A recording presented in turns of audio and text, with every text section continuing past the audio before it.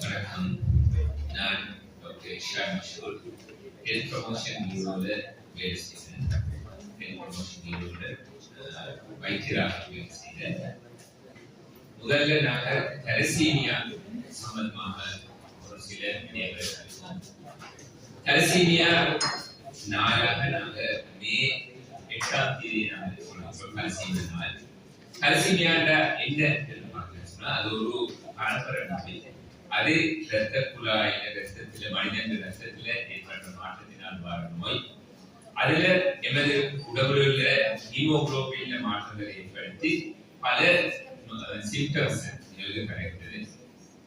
அதே போல அதை நாங்க இந்திய பொறுத்த மாட்டில அன்னளவாக 2500 தலசீமியா மேஜர் என்ற கேட்டகரியில் இருக்கிற நோயாளிகள் இருக்கிறார்கள்.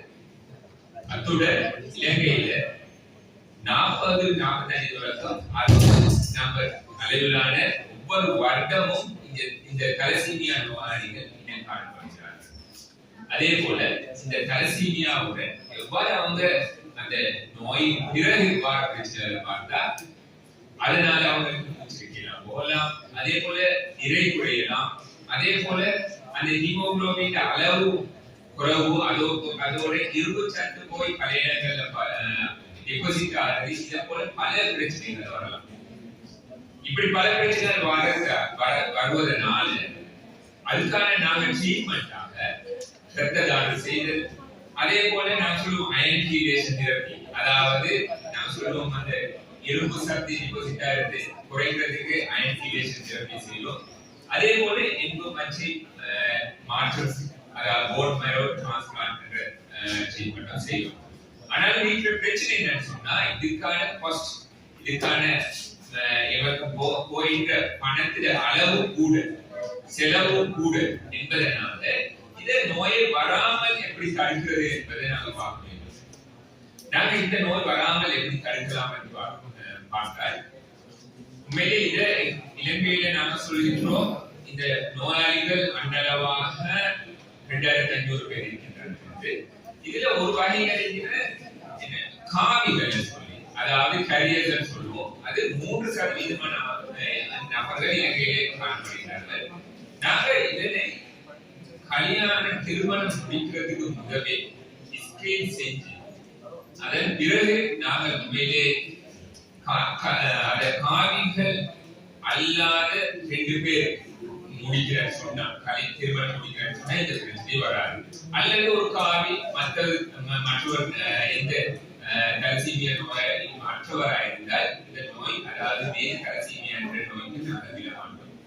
எனவே நாங்க சமூகத்தில் சொல்ற முக்கியமான காரணம் என்னென்றா இந்த தலசீமியா நோயாளினால் பாதிக்கப்பட்டால் செலவுகள் அதிகம். அதனால இதனை எங்களுக்கு பண்ணலாம்.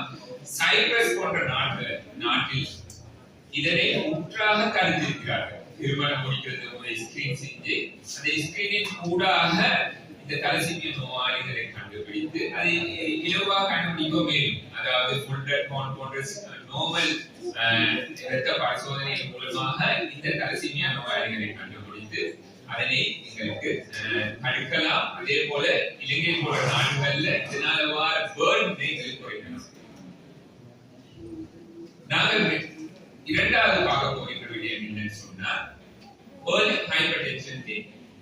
நான் சொல்லுவோம் உறுதியா அடுத்த நாள் சொல்லி அது மே மாதம் 17ஆம் தேதி நாங்க சொல்லிட்டோம். அது உறுதி உயர் அடுத்த நாள் சொல்லி இந்த நாளில் நாங்கள் என்ன செய்யலாம்?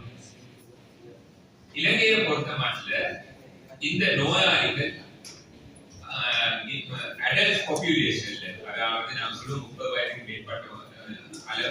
மேற்பட்ட குரூப்ல அன்னளவாக 1/3 பங்கினர் இந்த ஹைப்பர்டென்ஷன் இந்த நான் சொல்லும் பிளட் பிரஷர் அதிகமானவங்க உறுதி அழுத்தம் கூட்டமாக இருக்கிறார்கள். அதிலும் கிட்டத்தட்ட 67% நபர்கள் இதுக்கான எந்த சிகிச்சையும் பெறாமல் இதுதான் அபாயம். ஏன்னு சொன்னா உறுதி அழுத்தம் கூடினா பல பிரச்சனைகள் வரும். நான் சொல்லுவோம் ஹார்ட் அட்டாக், அதே போல நாங்க சொல்லுவோம் பாராலிசிஸ், இதே போல பல நோய்கள் வரலாம். அது மருத்துவ எங்களுக்கு தெரியும். அதனால வர பேர்ன் பெரிய விளைவுகள் இருக்கின்றன. எனவே நாங்கள் அந்த நோய் வருவதற்கு முதல் எப்படி தடுக்கிறது என்பதை பார்க்க வேண்டும்.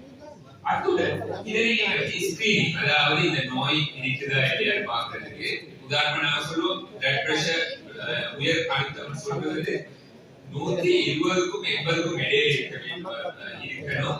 140 மேற்பட்டால் கூடினால், அதாவது நான் சொல்லுவோம் சிஸ்டோலிக் பிளட் பிரஷர் 140 விட கூடுதலும், டயஸ்டோலிக் பிளட் பிரஷர் 90 விட கூடுதலும் நாங்க சொல்லுவோம் உயர் அழுத்தம் சொல்லுவோம். அந்த உயர் அழுத்தம் இருக்குதா இல்லையான்னு நாங்க கண்டுபிடிச்சு அதுக்குமான சிகிச்சையை நாங்க பெற வேண்டும்.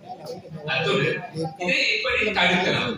நான் சொல்லுவோம் prevention is better then cure சொல்லி இதை தடுக்கிறதுக்கான 5 விதமான முக்கியமான விடயங்களை சொல்கிறோம்.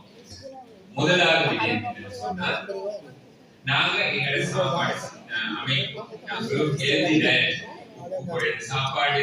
அதே போல நாம் சொல்லிட்டோம் வெஜிடபிள் ஃப்ரூட்ஸ், அதாவது பழங்கள், அதே போல மார்க்கர்கள் சாப்பிட வேண்டும் சொல்லுவோம்.